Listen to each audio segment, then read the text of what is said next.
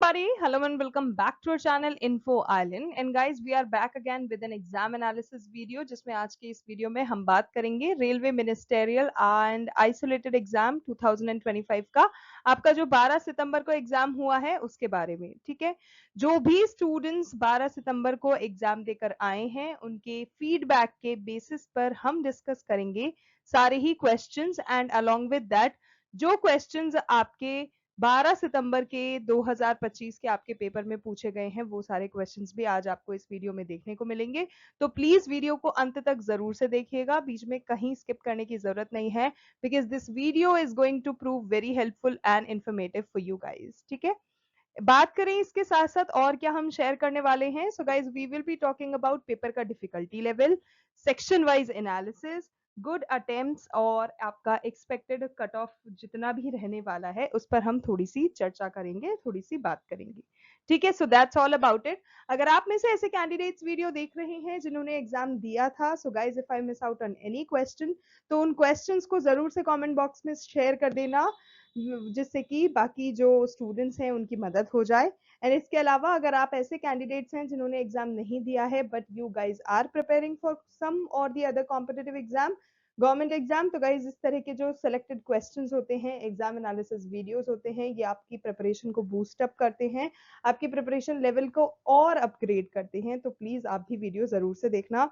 अगर चैनल पे नए आए हो, चैनल को अभी तक सब्सक्राइब नहीं करा है तो this is my humble request, जरूर से जाओ चैनल को सब्सक्राइब कर लो, नोटिफिकेशन बेल आइकन को हिट कर दो so that you never miss any informative video coming from us. ठीक है, और समय समय पे सारे ही exam analysis video, updates, notifications और भी जो प्रिपरेटिव वीडियोस हम चैनल पे लेकर आते हैं वो देखते रहो। ठीक है, तो चलो अब बिना किसी देरी के शुरू कर लेते हैं हमारा वीडियो और देखते हैं क्वेश्चंस। ठीक है,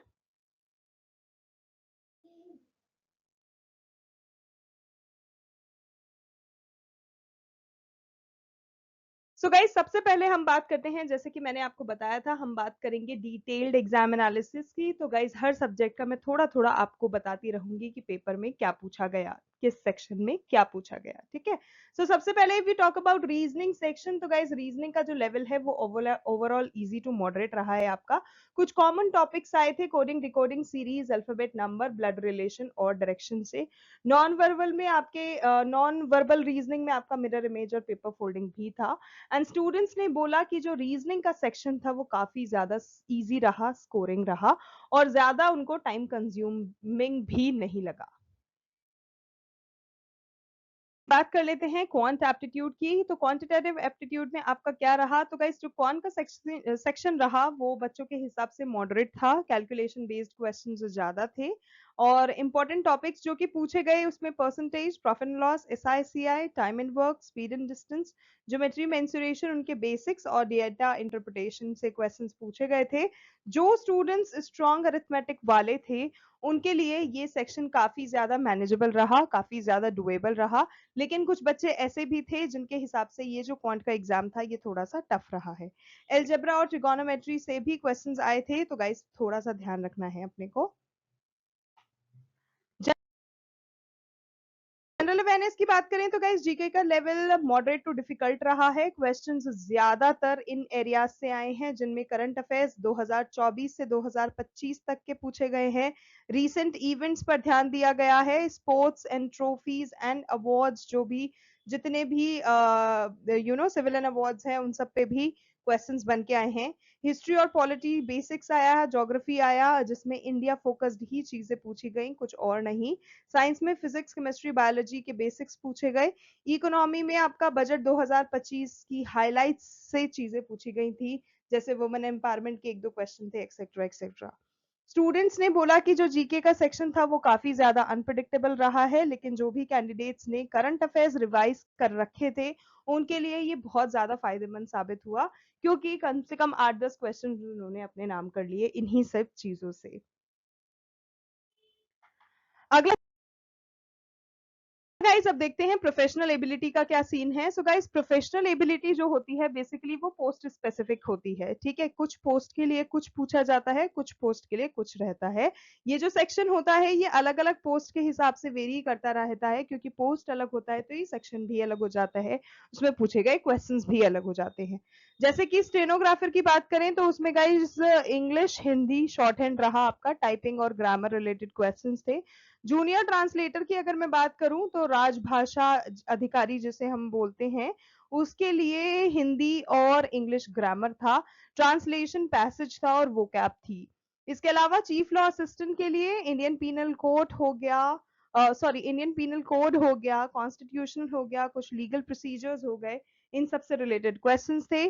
टीचर्स और इंस्ट्रक्टर्स के लिए सब्जेक्ट स्पेसिफिक पैडागॉगी था, मेथोडोलॉजी क्वेश्चंस थे। ये सारी चीजें पोस्ट स्पेसिफिक थी, तो इसीलिए प्रोफेशनल एबिलिटी को इन पोस्ट के हिसाब से चीजें पूछा गया।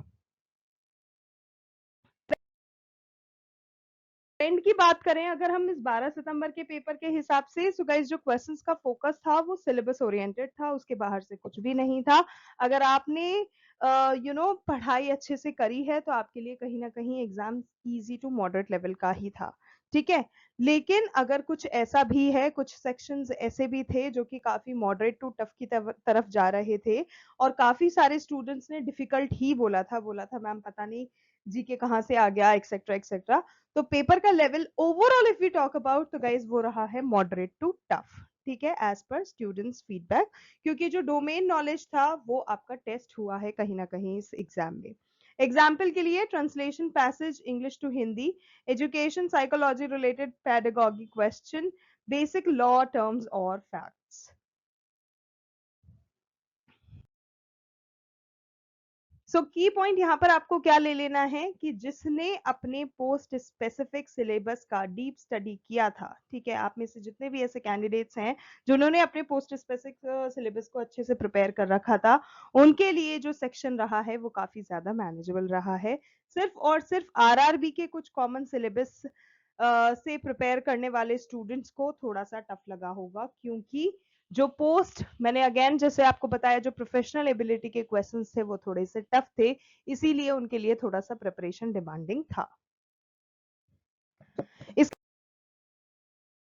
अलावा गाइस जनरल साइंस की बात करें, फिजिक्स केमिस्ट्री बायो में ये जो सेक्शन था ये सभी पोस्ट के लिए कॉमन था, ठीक है, और काफी ज्यादा स्कोरिंग भी रहा है, क्योंकि काफी क्वेश्चंस अच्छे थे, बच्चों को समझ में आए, उन्होंने अच्छे से आंसर किया है। पैटर्न देखा गया जो 22 सितंबर का, उसमें फिजिक्स जो है उसके बेसिक कॉन्सेप्ट्स पूछे गए, जैसे कि लॉ ऑफ मोशन पूछ लिया गया, वर्क एनर्जी हो गया, सिंपल मशीन्स हो गया, साउंड और लाइट हो गया, जिसमें दोनों ही reflection as well as refraction जो है वो कवर किया गया, इलेक्ट्रिसिटी बेसिक्स जिसमें ओम्स लॉ और रेजिस्टेंस आता है वो चीज भी कवर की गई। इसके अलावा केमिस्ट्री की अगर हम बात करें तो guys atomic structure basics, periodic table की जो प्रॉपर्टीज होती हैं वो, ठीक है, इलेक्ट्रॉन्स वगैरह की चीजें, acid base salt everyday use जो चीजें होती हैं वो, केमिकल रिएक्शंस जिसमें ऑक्सीडेशन, रस्टिंग, फोटोसिंथेसिस लिंक, ये सारी ही चीजें मौजूद थी।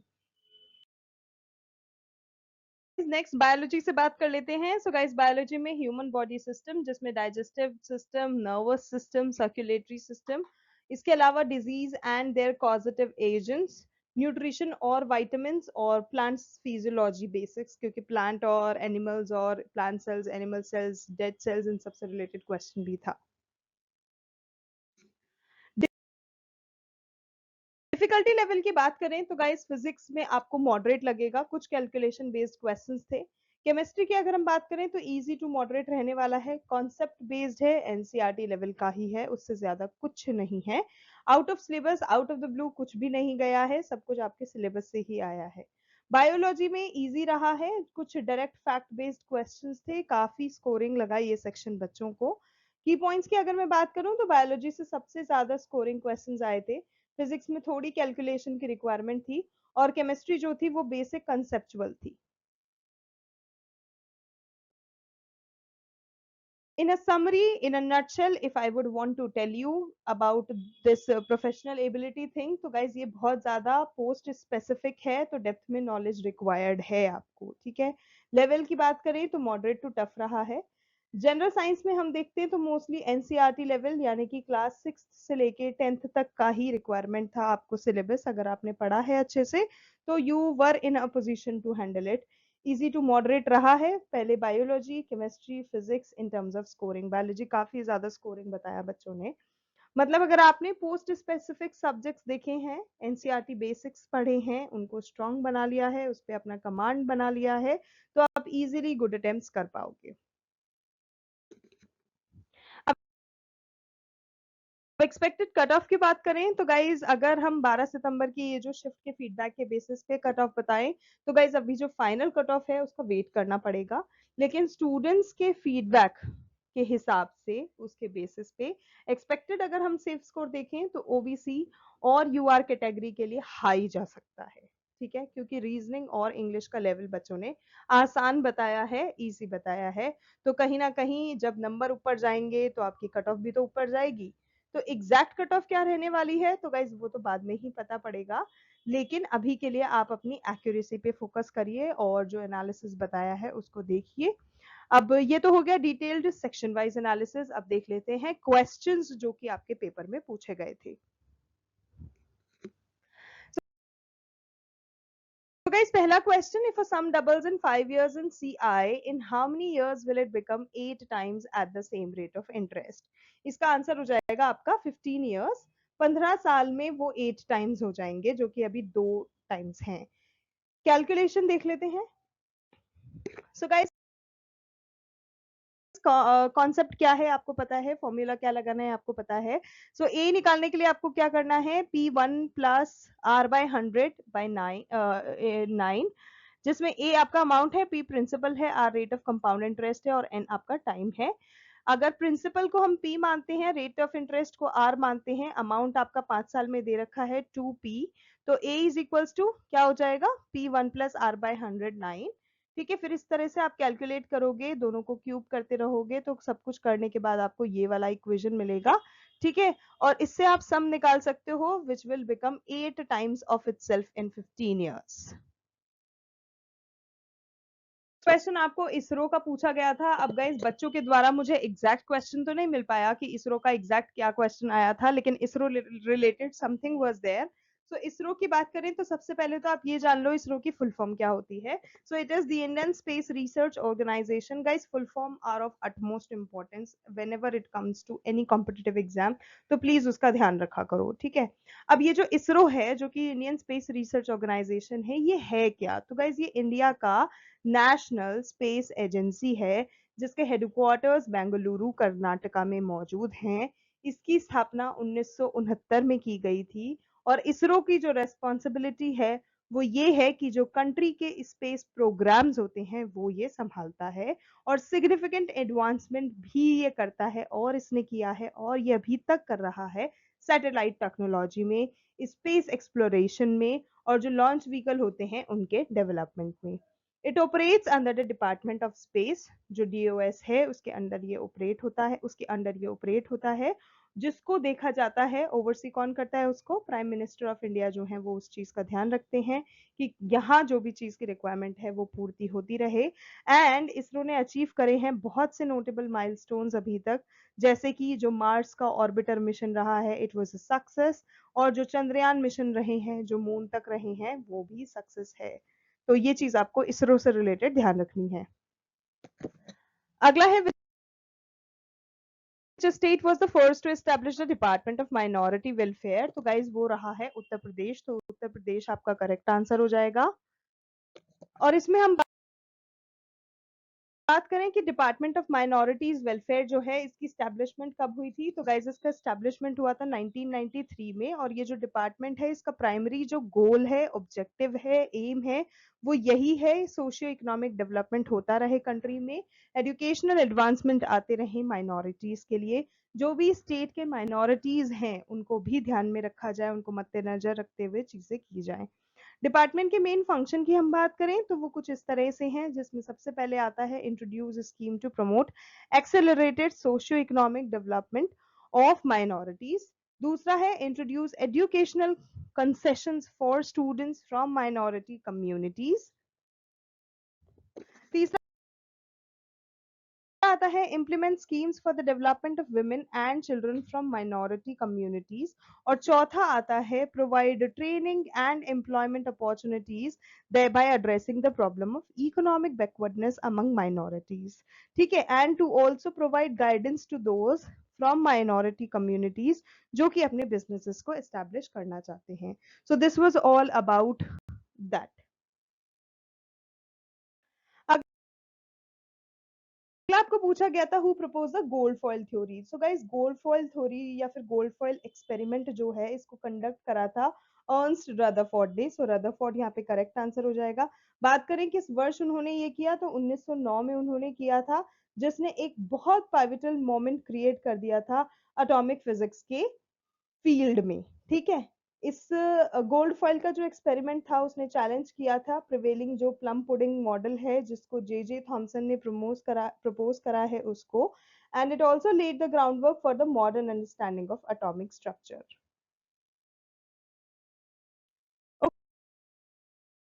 Okay, who propose the watermelon model और द प्लम पुडिंग मॉडल. तो गाइस, जैसे कि अभी मैंने आपको बताया, थॉमसन, जिनका नाम है जे जे थॉमसन, उन्होंने 1903 में इस वाटरमेलन मॉडल को, या जिसे हम प्लम पुडिंग मॉडल बोलते हैं, उसको प्रपोज किया है. ठीक है, इस एटॉमिक मॉडल थ्योरी को हम प्लम पुडिंग मॉडल भी बोलते हैं और या फिर वाटरमेलन मॉडल के नाम से भी जानते हैं.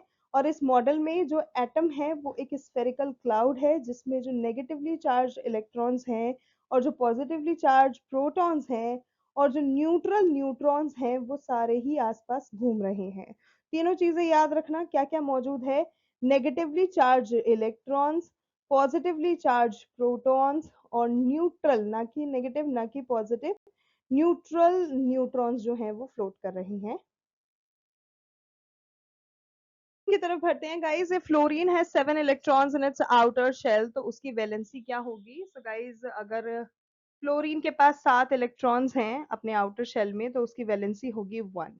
ठीक है, तो आपको 1 याद रखना है. 1 आपका करेक्ट आंसर है because it needs just 1 more electron to complete its octet. जैसे ही साथ के में एक और वैलेंसी मिल जाएगी, 8 हो जाएंगे और अपना वो ऑक्टेट कंप्लीट कर लेगा and achieve a stable noble gas configuration. अगला है how many pillars are there in the national sports policy. तो गाइस, नेशनल स्पोर्ट्स पॉलिसी के 5 मेन पिलर्स होते हैं और ये जो नेशनल स्पोर्ट्स पॉलिसी है 2025 की जो है, इसने एम किया है to transform India into a global sporting powerhouse by the year 2047, जो कि फोकस करती है 5 ऐसे की पिलर्स पे जो है global excellence, economic and social development, mass participation and education integration.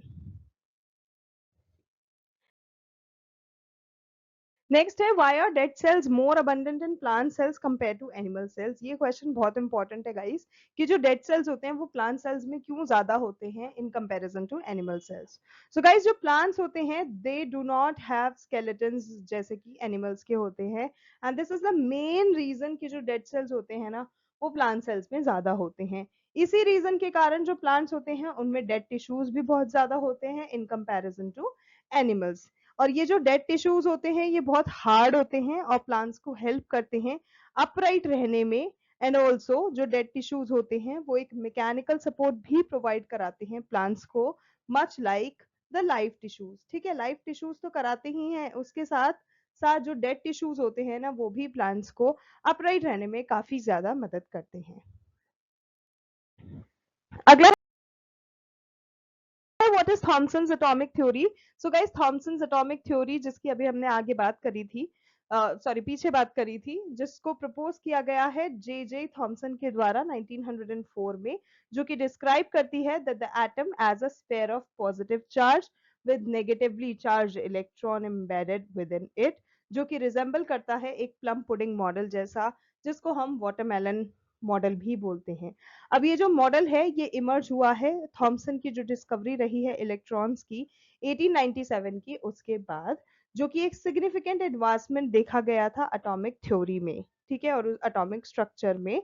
और जो थॉमसन है उनका जो हाइपोथेसिस उन्होंने जो लगाया है वो ये सजेस्ट करता है that the atom is electrically neutral due to the balance of positive and negative charges, उसमें दोनों ही मौजूद होने के कारण, क्योंकि वहां पे नेगेटिवली इलेक्ट्रॉन्स भी हैं, पॉजिटिव प्रोटॉन्स भी हैं, इसी के रीजन के कारण वहां पे न्यूट्रल एटम रहता है. तो that is all about Thomson's atomic theory. Next question आपको पूछा गया था, what is the difference between physical currency and monetary currency. ठीक है, तो गाइज यहाँ पर हम बात करें फिएट करेंसी और मॉनेटरी करेंसी का डिफरेंस की, तो जिसमें जो फिजिकल पॉलिसी रहता है वो होता है गवर्नमेंट का use of taxation and spending to influence the economy. It's one of the primary tools government employ to manage economic activity and achieve specific macroeconomic objectives, जैसे कि controlling inflation, boosting economic growth, reducing unemployment और stabilizing the business cycle. जो fiscal policy रहता है आपका, वो implement किया जाता है through the government budgetary decisions, जो कि typically outline रहता है in annual budgets में और economic plans में.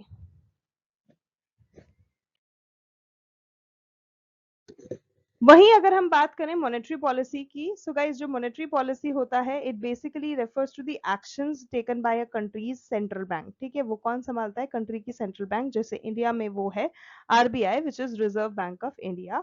जैसे कि federal reserve in the United states, और जो यूरोपियन सेंट्रल बैंक है यूरोजोन में, वहां पे, जिससे कि जो मनी सप्लाई है उसको मैनेज किया जा सके, और जो इंटरेस्ट रेट है, जो क्रेडिट कंडीशंस हैं इकोनॉमी में, उनको भी देखा जा सके. जो प्राइमरी गोल होता है ना मॉनेटरी पॉलिसी का, वो होता है to achieve price stability, promote full employment and support overall economic growth. Next step, which act provided for the establishment of an all India federation considering provinces and states as a single unit. So यहाँ पर आपका government of India act 1935 correct answer हो जाएगा. अगला guys Montagu Chelmsford reforms से पूछा गया था कि जो मोंटागू चेम्सफोर्ड रिफॉर्म्स हैं वो किस साल आए थे.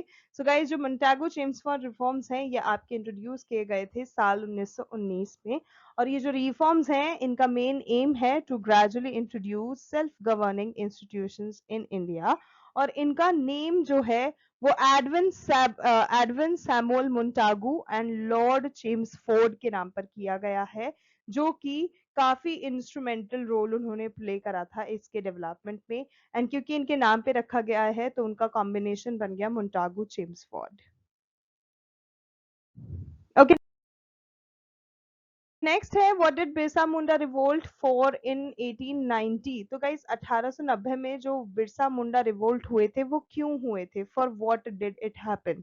सो गाइस जो कॉज था ना इस मुंडा रिवोल्ट का, बिरसा मुंडा रिवोल्ट का, वो थे अनफेयर लैंड ग्रैबिंग प्रैक्टिसेस, जो कि कॉलोनियल और जो लोकल अथॉरिटीज थे, जो ब्रिटिशर्स थे, उनके द्वारा की जाती थी, जो कि डिमोलिश कर देते थे ट्राइबल कन्वेंशनल लैंड सिस्टम को. जो बिरसा मुंडा हैं, जो कि काफी ज्यादा जाने जाते हैं एक अपने चैलेंजेस जो उन्होंने किए थे, जो ब्रिटिशर्स को चैलेंजेस फेस करवाए थे, अपने इस चैलेंजिंग बिहेवियर के लिए वो जाने जाते हैं, जो कि ब्रिटिश क्रिश्चियन मिनिस्ट्रीज को भी उन्होंने चैलेंज कर दिया था, और फिर रिवोल्ट किया था against the conversion activities along with the Munda and Oraon communities.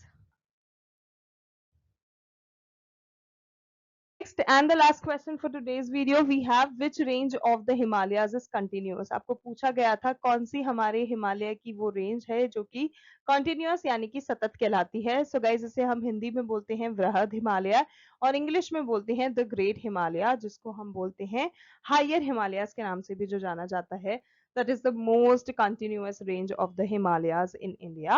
Among these जो great Himalayas हैं जो कि फॉर्म करते हैं highest and most continuous range, वो एक्सटेंड करते हैं बहुत ज्यादा continuously and prominently across a length of about 24 kilometres from west to east.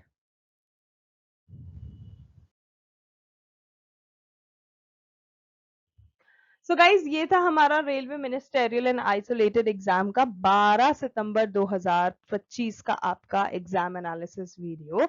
आपको वीडियो कैसा लगा, आपको पेपर कैसा लगा, अपना एक्सपीरियंस जो भी है, जो भी आपने एग्जाम में फेस किया, वो जरूर से कमेंट करके शेयर करिएगा ताकि और स्टूडेंट्स की भी हेल्प हो जाए. वीडियो अगर आपको गाइज पसंद आया हो, इन्फॉर्मेटिव लगा हो, तो जरूर से शेयर करें अपने दोस्तों के साथ, और चैनल को सब्सक्राइब करना ना भूलें. क्योंकि इस तरह के और इन्फॉर्मेटिव वीडियोस हम हमारे चैनल पे लेकर आते रहेंगे। बस हमें चाहिए आप लोगों का प्यार और बेशुमार प्यार सो दैट हमें थोड़ा-थोड़ा मोटिवेशन मिलता रहे to come up with such informative videos on a daily basis. ठीक है गाइस, तो आज के लिए बस इतना ही। Thank you so much for watching, thank you so much for your time. मिलते हैं अगले एग्जाम एनालिसिस वीडियो में। Thank you so much.